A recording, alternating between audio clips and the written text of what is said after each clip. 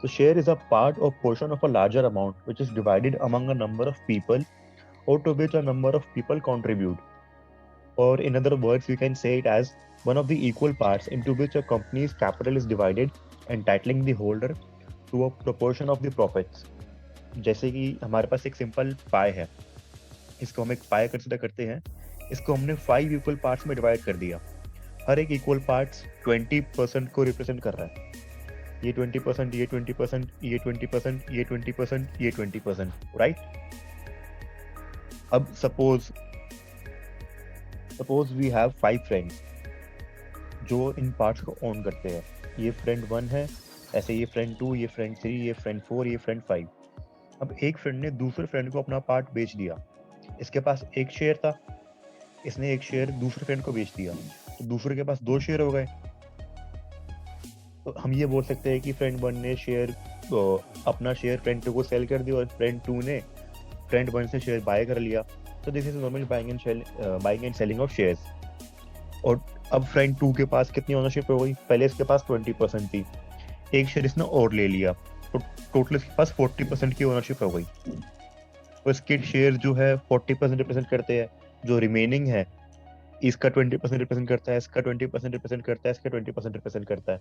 अब अगर ये फ्रेंड 1 किसी और से भी एक शेयर एक्स्ट्रा बाय कर ले तो इसकी होल्डिंग बढ़ जाएगी, इसकी होल्डिंग 60% हो जाएगी। अब सपोज ये जो पूरा पाई था ये 5 पार्ट में डिवाइड ना होके 10 पार्ट्स में डिवाइड होता, तो हर एक पार्ट 10% को रिप्रेजेंट करता, क्योंकि शेयर्स तो इक्वली डिवाइडेड है। तो अगर 10 फ्रेंड्स हो तो हमारे पास, तो हर फ्रेंड के पास 10% का शेयर होता। अब अगर किसी के पास 3 शेयर है तो वो 30% को रिप्रेजेंट करता, किसी के पास 2 है तो वो 20% को रिप्रेजेंट करता। एंड जितने परसेंट की होल्डिंग वो उनके पास है, जितने परसेंट की होल्डिंग को वो रिप्रेजेंट करते हैं, प्रॉफिट्स में भी उनको उतना ही शेयर होगा। सपोज अगर फ्रेंड 1 20% ऑन करता है, तो जब कंपनी प्रॉफिट करेगी, सपोज कंपनी 100 रुपीज़ का प्रॉफिट कर रही है, तो इसमें फ्रेंड 1 का शेयर भी 20% ही होगा। दैट मीन्स इसका शेयर भी 20 रुपीज़ ही होगा। तो शेयर की मैकेनिज्म पूरी ये सिंपल ये होती है।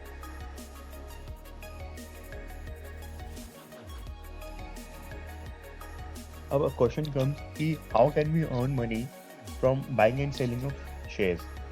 तो अब सपोज हमने एक शेयर खरीदा हुआ है, नॉर्मली हमने एक शेयर खरीदा हुआ है 10 रुपीज़ पे, राइट? हमारे पास एक ही शेयर है, सपोज हम करते हैं एक ही शेयर हमारे पास, एंड बाय द टाइम ये कंपनी बहुत अच्छी है, नहीं कंपनी बाय द टाइम बहुत अच्छा प्रॉफिट कर रही है। सपोज पहले कंपनी 100 रुपए का प्रॉफिट कर रही थी, फिर 1000 का करने लगी, फिर 5000 का करने लगी, फिर 10,000 का करने लगी, उसके प्रॉफिट्स बढ़ते गए। जैसे जैसे कंपनी के प्रॉफिट्स बढ़ेंगे तो कंपनी की डिमांड भी बढ़ेगी। डिमांड एज इन कंपनी की जो शेयर की डिमांड है वो बढ़ेगी। अगर इस शेयर की डिमांड बढ़ेगी तो नेचुरली 10 रुपये से ऊपर जाएगा। वो 10 का मान लो 20 हो सकता है, 50 हो सकता है, या 100 हो सकता है। अब हमने जब ये शेयर बाय किया था तब हमारे पास ये 10 रुपीज़ का था, एंड अब इसकी वैल्यू 100 रुपीज़ हो चुकी है और हमने 100 रुपीज़ पे सेल कर दिया। दैट मीन्स हमने 90 रुपीज़ का प्रॉफिट कर लिया। कितनी इन्वेस्टमेंट पे? 10 रुपीज़ की इन्वेस्टमेंट पे, और 9 टाइम्स प्रॉफिट हो गया हमारा, राइट? तो इसको हम दूसरी सिंपल लैंग्वेज में लॉन्ग करना भी बोलते हैं कि we are long on a share. जब हम शेयर पे लॉन्ग होते हैं that means we are expecting the price to increase and we are holding a bullish view on that company. इसमें हम क्या करते हैं, कंपनी का प्राइस चीपर प्राइस पे खरीदते हैं, एंड जब उसका प्राइस बढ़ जाता है तब उसको सेल कर देते हैं। अगर हमें लग रहा है कि कोई कंपनी प्रॉफिट करने वाली है, जैसे कि आप कोई भी नॉर्मल कंपनी ले लो, अगर आपको लगता है कि इसका बिजनेस अच्छा है और ये लॉन्ग टर्म में प्रॉफिट करेगी, तो वो कंपनी अच्छी है, वो कंपनी आगे जाके पैसा कमाएगी एंड उसको प्रॉफिट करेगी, उसको शेयर की डिमांड भी बढ़ेगी। तो अगर वो शेयर आज सपोज 100 रुपए का है, तो कुछ टाइम बाद वो 200 का भी हो सकता है। तो we are expecting the price to increase. तो हम 100 रुपए पे बाय करके 200 पे सेल कर सकते हैं एंड हमारा 100 रुपीज का प्रॉफिट हो गया। This is how we earn money. Second एक वे होता है शॉर्ट करना। What is shorting? So when we are shorting a share, that means we are holding a bearish view on that company and we are expecting the price to decrease. इस case में profit करने के लिए हम क्या करते हैं, हम शेयर को पहले ही सेल कर देते हैं विदाउट ओनिंग दैट शेयर। ऐसा पॉसिबल है, हम फ्यूचर मार्केट डेरिवेटिव मार्केट्स में ऐसा कर सकते हैं, या फिर हम ऑप्शन भी बाय कर सकते हैं। फ्यूचर एंड ऑप्शन हम अलग वीडियो में डिस्कस करेंगे कि फ्यूचर एंड ऑप्शन मार्केट कैसी होती है, बट हम उसके फ्यूचर को शॉर्ट कर सकते हैं बहुत इजीली, या फिर एसएलबी के थ्रू भी हम उसको सेल कर सकते हैं। तो सपोज हमने 100 रुपीज पे कोई कंपनी सेल कर दी, अब वो कंपनी का डाउनफॉल शुरू हो गया, वो कंपनी नीचे आए जा रही है, आए जा रही है, आए जा रही है। अब सपोज गिर गिर के वो कंपनी 20 रुपीज पे आ गई, तो हमने उसको वापस बाय कर लिया। पहले हमने सेल करा था हायर प्राइस पे, बाद में हमने चीपर प्राइस पे वापस बाय कर लिया एंड हमारी पोजीशन स्क्वायर ऑफ हो गई। तो दिस मीन्स हमने 80 रुपीज का प्रॉफिट कर लिया। So this is how we earn money while we are shorting a share. So these are two simple ways of earning money in capital market. इसके अलावा भी कुछ तरीके होते हैं जिसमें हमें ना शेयर को लॉन्ग करना पड़ता है ना ही शॉर्ट करना पड़ता है। हमें सिर्फ उस इवेंट का फायदा उठाना आना चाहिए कि उस इवेंट को हम कैसे अपने फेवर में अर्न कर सकते हैं। तो वैसे कुछ एग्जांपल्स अभी हम डिस्कस करते हैं, जैसे कि सपोज कंपनी डिविडेंड पे कर रही है ना। इसके कुछ एग्जांपल है dividend, buyback, rights issue, bonus issues, IPO. अब सपोज कंपनी डिविडेंड इशू कर रही है, that means company profit share कर रही है अपना। अगर कोई कंपनी रेगुलर डिविडेंड देती है तो हमें उसको सेल करने की जरूरत नहीं है। अब सपोज हमने 100 रुपीज का कोई शेयर बाय किया हुआ है एंड वो कंपनी हर साल 10 रुपीज का डिविडेंड दे रही है, तो 10% रिटर्न तो हमें हर साल मिल रहा है अपनी इन्वेस्टमेंट पे, जो कि हमें कहीं और नहीं मिलता इतनी इजीली। 10% का रिटर्न में ऐसे ही मिल रहा है, प्लस इसकी जो वैल्यू है वो भी इंक्रीज हो रही है, तो कैपिटल भी इसकी इंक्रीज हो रही है, प्लस हमें इसमें प्रॉफिट में शेयर भी मिल रहा है।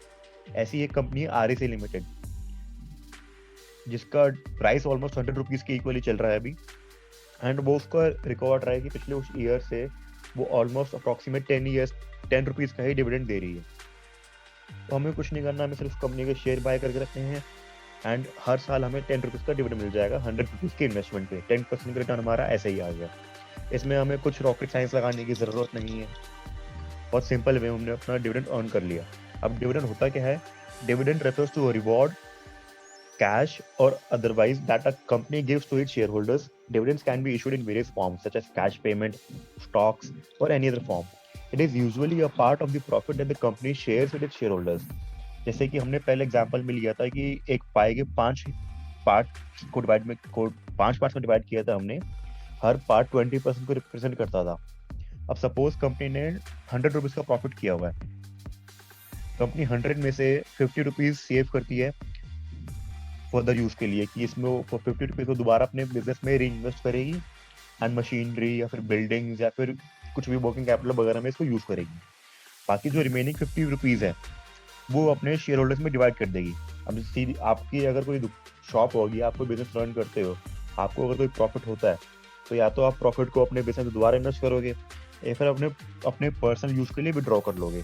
तो कंपनी भी ये करती है, वो कुछ पार्ट अपने फ्यूचर यूज के लिए सेव कर लेती है एंड रिमेनिंग पार्ट वो अपने ओनर्स में यानी कि शेयर होल्डर्स में डिस्ट्रीब्यूट कर देती है।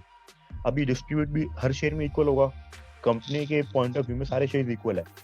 तो कंपनी के यहाँ पे 5 शेयर थे एंड एक शेयर 20% को रिप्रेजेंट करता है, तो टोटल हमने 5 से डिवाइड कर दिया, तो एक शेयर पे हमें 10 रुपए मिल गए। जो बंदा एक शेयर ऑन करता है उसको 10 रुपए मिल गए, जो बंदा 2 शेयर ऑन करता है उसको 20 रुपीज मिल गए, जो 3 ऑन करेगा उसको 30 रुपीज मिल जाएंगे। तो this is how it works.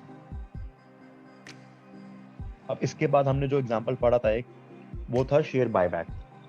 और share buyback is also known as a share repurchase. It is when a company buys its own outstanding shares to reduce the number of shares available in the open market. Companies buy back shares for a number of reasons, such as to increase the value of remaining shares available by reducing the supply, or to prevent other shareholders from taking a controlling stake. अब suppose company के बहुत सारे shares market में trade हो रहे हैं, ये company है, इसके सपोज 100 शेयर्स मार्केट में ट्रेड हो रहे हैं, राइट। अब इसकी सप्लाई बहुत ज्यादा है, 100 शेयर की सप्लाई है। सप्लाई एंड डिमांड का सिनेरियो अगर आपको समझ में आता हो, तो अगर हम इसकी सप्लाई रिड्यूस कर देंगे तो इसका प्राइस इंक्रीज हो जाएगा। तो कंपनी जब शेयर बाय बैक करती है तो मार्केट में जो उसके शेयर्स ट्रेड हो रहे हैं वो कम हो जाते हैं। अगर पहले इसके 100 शेयर्स ट्रेड हो रहे थे एंड सपोज कंपनी ने 30 शेयर्स बाय बैक कर लिए, तो यहाँ पे खाली 70 शेयर्स रह गए, इसकी सप्लाई रिड्यूस हो जाएगी एंड अगर सप्लाई रिड्यूस होगी तो उसका प्राइस ऑटोमेटिकली इंक्रीज हो जाएगा। तो इस तरीके से कंपनी की जो शेयर की वैल्यूज है वो इंक्रीज होती है। दूसरा रीजन कंपनी का शेयर बायबैक लाने का ये भी होता है कि कोई दूसरा पर्सन कंपनी में कंट्रोलिंग स्टेक ना ले ले। अब ये तो नॉर्मल सी बात है, सबको ही पता है कि जिसके पास 50% से ज़्यादा शेयर होगा वो ओनर होगा, उसकी ज़्यादा चलेगी। तो अगर कंपनी के 100 शेयर्स मार्केट में ट्रेड हो रहे हैं, तो कोई भी दूसरा कॉम्पिटिटर आके मार्केट से इसके शेयर्स बाय कर सकता है एंड उसमें इस कंपनी में कंट्रोलिंग स्टेक ले लेगा एंड इसका ओनर बन जाएगा। तो ऐसा ना हो इसलिए कंपनी बाय बैक करती रहती है ताकि कोई दूसरा कॉम्पिटिटर उसका कंट्रोलिंग स्टेक ना ले ले। अब इसमें हमें कैसे बेनिफिट मिल सकता है, इसका एक रिसेंट एग्जांपल था, अभी टीसीएस ने बाय बैक इंट्रोड्यूस किया था। टीसीएस ने बोला था कि वो अपना शेयर 3000 रुपीज पे पब्लिक से वापस खरीदेगी। उस टाइम पे टीसीएस का शेयर मार्केट में 2600 रुपीज का ट्रेड हो रहा था। तो हमें कुछ नहीं करना था, हमें सिंपली मार्केट से 2600 रुपीज का बाय करना है एंड टीसीएस को वापस सेल करना है 3000 रुपीज में। 400 रुपीज का प्रॉफिट हमारा ऐसे सिंपली बन गया। इसमें हमें कुछ रॉकेट साइंस लगाने की जरूरत नहीं पड़ी, सिंपली हमने मार्केट से बाय करा एंड टीसीएस के शेयर बायबैक में वापस सेल कर दिया। एक तो मार्केट में प्रॉफिट अर्न करने का सिंपल वे एक ये भी होता है। नेक्स्ट वे था राइट्स इशू का। Rights issue is when a company offer its existing share holders the chance to buy additional shares for a reduced price. Usually the discounted price will stand for a specific time frame after which it is returned to normal. अब इसमें होता क्या है, जैसे कि company का share market में 1500 rupees का ट्रेड हो रहा है एंड कंपनी ने जो इसके एग्जिस्टिंग शेयर होल्डर्स हैं उनको एक राइट दिया कि आप हमसे कुछ पर्टिकुलर अमाउंट के शेयर्स आप दोबारा खरीद लो। सपोज 1500 का मार्केट में ट्रेड हो रहा है तो आप हमसे 1200 के शेयर्स और खरीद लो 1200 रुपीज में। आप हमसे इतने शेयर और खरीद लो। अब आपको 1500 का शेयर 1200 में मिल रहा है तो आपको तो बेनिफिट ही है, आपका 300 का प्रॉफिट तो ऐसे ही सिंपली हो रहा है। अब ये कंपनी क्यों करती है ऐसा? कंपनी को जब भी फंड्स रेज करने होते हैं तो वो लोन लेने की जगह राइट्स इशू लॉन्च कर देती है। वो अपने एग्जिस्टिंग शेयर होल्डर्स को शेयर्स ऑफर करती है चीपर प्राइस में, कंपनी को पैसा मिल जाता है एंड उसके शेयर होल्डर्स की वेल्थ इंक्रीज हो जाती है। अब जैसे कि इसका एग्जांपल था, रिलायंस का भी राइट्स इशू आया था। रिलायंस का शेयर उस टाइम पे 1500 का ही ट्रेड हो रहा था एंड कंपनी ने उसको राइट्स इशू 1247 पे लॉन्च किया था। जिसके पास रिलायंस के 15 शेयर थे उसको ये राइट्स इशू में एक शेयर बाय करने का राइट था, तो उसका ऑलमोस्ट 250 रुपीज का प्रॉफिट तो ऐसे ही हो गया। उसने इस राइट इशू के लिए अप्लाई कर दिया, 1247 का इससे कंपनी से खरीदा एंड 1500 का मार्केट में बेच दिया। तो कुछ करने की जरूरत नहीं है, सिंपली आपने ऐसे ही प्रॉफिट अर्न कर लिया। इसका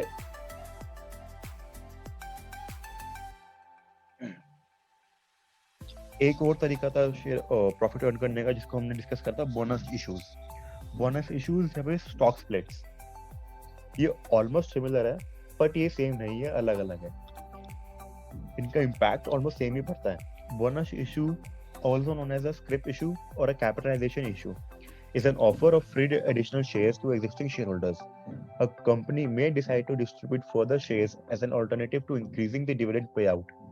For example, a company may give one bonus share for every 5 shares held. इसमें क्या होता है, जैसे कि कंपनी के टोटल 100 शेयर्स मार्केट में ट्रेड हो रहे हैं तो कंपनी क्या करती है, 1:1 का बोनस कंपनी ने दे दिया। इसका मीनिंग क्या है कि कंपनी ने 100 शेयर्स और ही आपको दे दिया। अगर आपके पास एक शेयर है तो आपको एक शेयर बोनस मिल गया कंपनी से। तो अगर 100 शेयर्स थे तो टोटल 200 शेयर्स हो गए। तो आपकी जो अमाउंट ऑफ शेयर आप होल्ड करते थे वो एकदम डबल हो गया। ये कंपनी करती क्यों है? ताकि कंपनी का जो डिविडेंड पे आउट रेशियो है वो इंक्रीज हो जाए। ये इंक्रीज करने के लिए करती है। स्टॉक स्प्लिट्स में हमने बोला था कि स्टॉक स्प्लिट्स भी होता है। तो स्टॉक स्प्लिट्स में कंपनी बोनस इशू नहीं देती है पर जो शेयर की फेस वैल्यू होती है उसको डिवाइड कर देती है। फेस वैल्यू के कंसेप्ट है, जैसे कि अगर उस कंपनी के शेयर की फेस वैल्यू 10 रुपीज है तो स्टॉक स्प्लिट में वो फेस वैल्यू को डिवाइड कर देगी। सपोज इसको 5 कर दिया तो उसने अपनी फेस वैल्यू को हाफ से डिवाइड कर दिया। तो जो उसका प्राइस था मार्केट में, सपोज उसका प्राइस 100 रुपीज का ट्रेड हो रहा था मार्केट में, तो उसका प्राइस भी हाफ हो जाएगा, उसका प्राइस भी फिर 50 रुपीज का हो जाएगा। एंड जो आपके नंबर ऑफ शेयर्स थे, आपके अगर शेयर 100 थे तो आपके शेयर भी फिर 200 हो जाएंगे। तो इसमें आपकी कुछ इन्वेस्टमेंट आपकी कुछ बड़ी नहीं है, आपकी वेल्थ बढ़ी है, बस नंबर ऑफ शेयर्स बढ़ गए एंड उसके बदले में प्राइस डिक्रीज हो गया। पर बोनस इशू में ऐसा इतना नहीं होता है। तो ये डिफरेंस है बोनस इशू में स्टॉक स्प्लिट में। तो दोनों का दोनों है अलग अलग पर ऑलमोस्ट सिमिलर है। जब स्टॉक स्प्लिट होता है तो उसमें कंपनी के कैश रिजर्व में कोई इंक्रीज या डिक्रीज नहीं होता है, पर जब कंपनी बोनस इशू करती है तो वो अपने कैश रिजर्व में से पे करती है उन बोनस शेयर्स के लिए। अब इसका एग्जांपल क्या था, इसका एग्जांपल अभी हम आगे डिस्कस करेंगे। इसका एक बहुत अच्छा एग्जांपल है विप्रो का। इसमें आप देखोगे कि वेल्थ कैसे इंक्रीज होती है मार्केट के अंदर। अभी अगला जो सिंपल वे था मनी अर्न करने का वो था आईपीओस। आईपीओस क्या होता है? IPO refers to the process of offering shares of a private corporation to the public in a new stock issuance। अब जैसे कि कोई कंपनी है नॉर्मली वर्क कर रही है, कोई भी नॉर्मल बिजनेस वर्क कर रहा है, उसको फंड्स की नीड है, तो लोन लेने की जगह अपना आईपीओ लॉन्च कर सकती है। उसमें वो क्या करती है, वो नॉर्मल पब्लिक से पैसा मांग रही है, अपनी इक्विटी बांट रही है एंड इन एक्सचेंज उसके पैसा ले रही है, अपनी होल्डिंग बेच के पैसा ले रही है। तो this is known as IPO. IPO का एग्जांपल मनी अर्न करने का सिंपल था, क्योंकि आईपीओ में आपको कुछ कंपनीज होती है, वैल्यूएबल कंपनीज, जो बहुत चीपर प्राइस पे मिल जाती है। जैसे कि अभी कुछ आईपीओ आए थे रिसेंटली, रोसारी बायोटेक का आया था, हैप्पीएस्ट माइंड्स का आया था, राउट्स मोबाइल का आया था। उसमें 15,000 आपको इन्वेस्ट करने था आईपीओ के अंदर, एंड जैसे ही वो कंपनी लिस्ट हुई एक्सचेंज पे, आपकी मनी डबल हो गई। 15,000 के आपको एटलीस्ट 25,000 टू 30,000 मिल रहे थे। तो आईपीओ में पैसा अर्न करना बहुत सिंपल होता है। अब हमने बोनस इश्यूज का एग्जांपल डिस्कस करना था। अब सपोज हमने 1980 में विप्रो के 100 शेयर्स खरीदे होते 10,000 रुपीज इन्वेस्ट करके, एंड उसको हम अभी तक होल्ड कर रहे होते हैं। हमने हमारी इन्वेस्टमेंट थी 10,000 रुपीज की, तो आज उस इन्वेस्टमेंट की वैल्यू 535 करोड़ रुपीज होती। ऐसा एग्जांपल सिर्फ विप्रो में नहीं, ऐसे एग्जांपल कई सारे हैं। रिलायंस हो गया, टाइटन हो गया, डॉक्टर रेड्डी लैब्स हो गया, डिविस लैब हो गया, ऐसे बहुत सारे एग्जांपल हैं, इन्फोसिस हो गया। तो विप्रो में ऐसा कैसे वो हम डिस्कस करते हैं। अब 1980 में हमने इन्वेस्टमेंट किया 10,000 रुपीज की, हमें मिले रिटर्न में 100 शेयर्स। उसके बाद 1981 में कंपनी ने 1:1 का बोनस दिया। 1:1 का बोनस डिस्कस करा, इसका मीनिंग क्या होता है कि हमारे शेयर डबल हो गए, तो हमारे शेयर हो गए 200 रुपीज, 200 शेयर हो गए हमारे। उसके बाद 1985 में कंपनी ने फिर से 1:1 का बोनस इशू किया, फिर हमारे 200 के 400 शेयर हो गए। उसके बाद 1986 में कंपनी ने स्टॉक स्प्लिट करा, जो उसकी फेस वैल्यू पहले 100 रुपीज थी, वो उसने 10 रुपीज कर दी, 100 से 10 कर दी। उसके शेयर भी फिर 10 टाइम से इंक्रीज हो गए, 400 शेयर 4,000 के हो गए। फिर कंपनी ने 1:1 का बोनस दिया, तो 4,000 शेयर 8,000 के हो गए। 1989 में कंपनी ने फिर से 1:1 का बोनस दिया, तो शेयर होगा हमारे 16,000। फिर से 1:1 का बोनस, शेयर होगा 32,000। फिर से 1:1 का बोनस, शेयर होगा 64,000। फिर 2:1 का बोनस, एक शेयर पे 2 शेयर दिए कंपनी ने, फिर होगा हमारे शेयर 1,92,000। उसके बाद कंपनी ने फिर से स्टॉक स्प्लिट किया, जो फेस वैल्यू पहले 10 रुपीज की थी वो 2 रुपीज की हो गई, तो हमारे शेयर्स भी 5 टाइम से इंक्रीज हो गए, तो हमारे शेयर्स हो गए 9,60,000। उसके बाद फिर से कंपनी ने 2:1 का बोनस दिया, एक शेयर पे कंपनी ने 2 शेयर दिए, फिर हमारे शेयर्स हो गए 28,80,000। उसके बाद कंपनी ने फिर से 1:1 का बोनस दिया, हमारे शेयर्स हो गए 57,60,000। फिर कंपनी ने दिया 2:3 का बोनस, मतलब कि 3 शेयर पे कंपनी ने 2 शेयर दिए, तो हमारे टोटल शेयर्स हो गए 96 लाख।